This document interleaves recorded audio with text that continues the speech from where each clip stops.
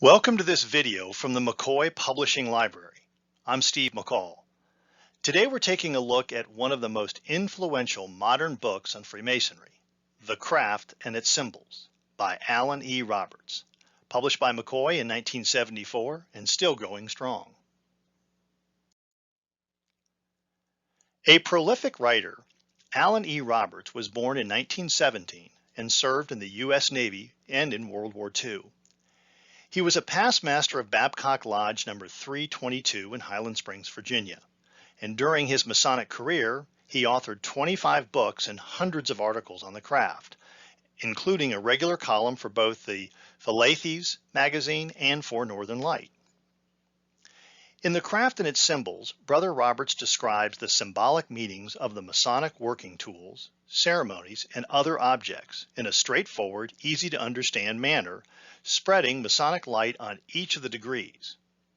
In the preface, he explained his object was to write a book, quote, which would help the newly raised Master Mason to a better understanding of the meaning and teachings of the ceremonies through which he had recently passed.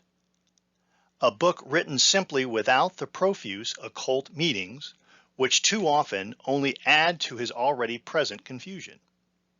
And yet a volume to inspire him, make him eager to pursue his Masonic education that he might learn more of the glorious teachings of our craft for his further enrichment in his daily pursuits. Unquote. The Craft and Its Symbols is a compact and thorough tour of the meaningful and beautiful symbols of the craft. And, as we will see, no Mason should be without it. Think back on when you took your degrees, on everything that was going on around you and all the new sights and sounds and sensations that you encountered. Think back on the explanatory lectures you had received. If you're like me, you took it all in, but it went by so quickly and it was like drinking from a fire hose.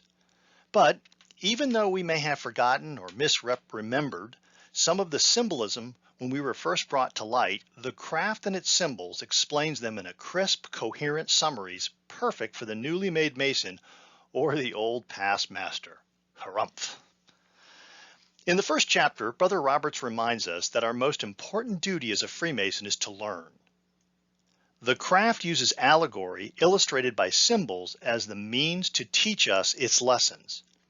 Quoting from chapter 1, quote, symbolism is all around us. With man's advancing knowledge came an enormous increase in the number of symbols he must understand if he were to survive. Every science, profession, craft, and even sport has its symbolism. The musician would be lost without symbols. Highway signs guide millions of us daily. The world of business would come to a standstill without its symbols. Symbolism has kept Freemasonry a vital force in the world and has set Masonry apart from all other organizations that would imitate her. Its method in teaching great truths through allegory and symbols has appealed to knowledgeable men throughout the ages. This method of teaching has helped Freemasons to satisfy their spiritual needs and to accomplish what they came here to do, to improve themselves in Masonry. Unquote. What follows is a comprehensive guide to Masonic symbolism, written for laymen, not mystics, and it explains the beautiful interconnectedness of the craft's symbols. What's inside? The Craft and Its Symbols is organized by the degree system familiar to all Masons. In it, Brother Roberts reviews the symbolism that each one of us were introduced in our Masonic journeys. Here's an example from page 26. Quote, an oblong square appears to be a contradiction in terminology. A square has 4 equal sides and an oblong has 2 sides longer than 2 other sides. This, of course, is a modern day description. It wasn't always so. Once they were called perfect square and oblong square. A lengthy argument can be given for or against the term. But when we take into account the age of the symbolism of Freemasonry, we can accept oblong square without wincing like the purists. Both have 4 square corners, don't they?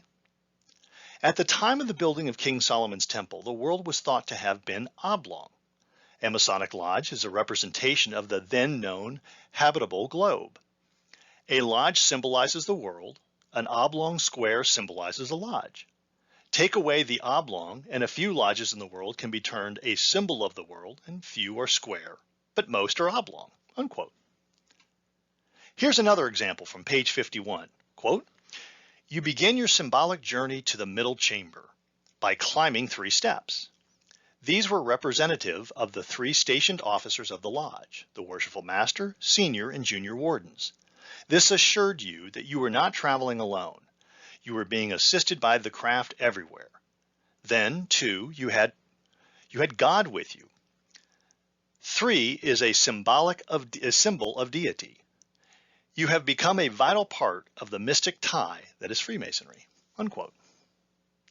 This kind of detailed explanation of the true depth of Masonic symbolism is never taught in the degrees or lectures, which is why Brother Robert's insight into the rich tapestry of Masonic symbolism is indispensable for the new Mason and for the student of Masonic symbolism.